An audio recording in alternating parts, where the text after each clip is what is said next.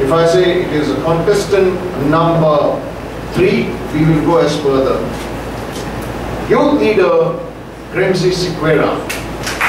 The title is Hairdressing Can Be a Beauty or a Misery. Hairdressing can be a beauty or a misery. Youth leader Gremsy Sequeira, contestant number 3. Please give a round of applause. Babies haven't any hair. Old men's heads are just as bare. From the cradle to the grave lies a haircut and a shave. Good evening, respected Toastmasters and fellow youth leaders.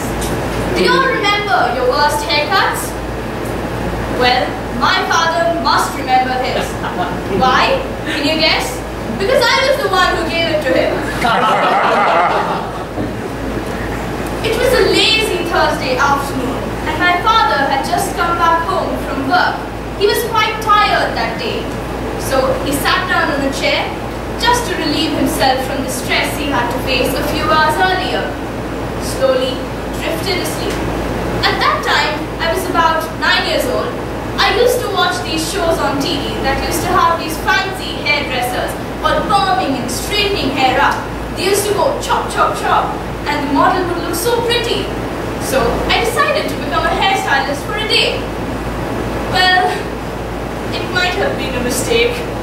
So I asked my father if I could do his hair. He just mumbled something in his sleep. I don't exactly know what he said. I just took the answer as a yes, and I brought out the scissors. I took the Vaseline and I applied on his hair because I saw someone putting something like it on TV. So I took the scissor and started with the back of his head. I started chop, chop, chop. Uh-oh, it went crooked. If my dad woke up and saw the haircut, I would be in a lot of trouble. So then I decided, why not try correcting it? So I again tried. Chop, chop, chop. Oh no, it went horribly crooked again. Again I tried correcting it. Well, fortunately, this time it was straight. But I didn't notice something.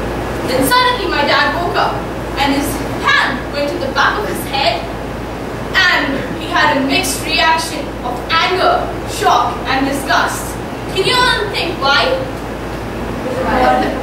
Apparently because I had made him half bald from behind. He had to go and make himself fully bald that day, and he was quite devastated. When my mother came back home from work, she showed a mixed reaction to my dad's haircut. She was laughing as well as feeling sorry for my dad. Even now, when anyone reminds him of that haircut, he still has that same look he had that day when I cut his hair. Hairdressing is quite important to all. I don't know why, but everyone likes dressing up. Not only with clothes, but also their hair. Hairdressing started with the Assyrians and Egyptians a long, long time back. I don't know when. It is an essential part of all society. Whether it is a simple hairstyle or an ornate hairstyle, it has been employed in every society. Studies show that about 2 billion is spent on shampoos, 1.4 billion on conditioners, and another 2 billion on hair coloring products. This just shows how much we take care of our hair. Well, there's a saying that goes, one hair on the head is worth 2 in the bush. Many of us like to have fully bushy hair. But what about those who are bald? Well, they might need to get a hair transplant. What do you say?